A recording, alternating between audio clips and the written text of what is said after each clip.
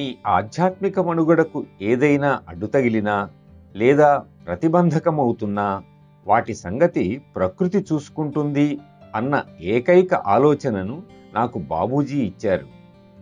ఆధ్యాత్మికతే మన మార్గాన్ని సుగమం చేస్తుంది, అడ్డంకులు లేకుండా చేస్తుంది అన్నదే మనకున్న వాగ్దానం.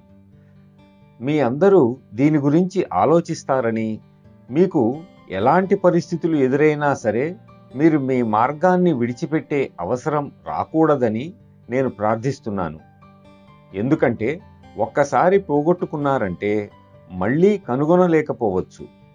ఒకవేళ కనుగొనలేకపోతే రంగస్థలం మీద ప్రతి సాయంత్రం నటిస్తూ ఏ విధంగా నటుడు రంగస్థలానికి పరిమితమైపోతాడో అదేవిధంగా ఇక్కడికి మనం మరల వస్తూ ఈ భూమికి అంటిపెట్టుకుపోతాం. నేను మీ అందరి కోసం ప్రార్థిస్తాను.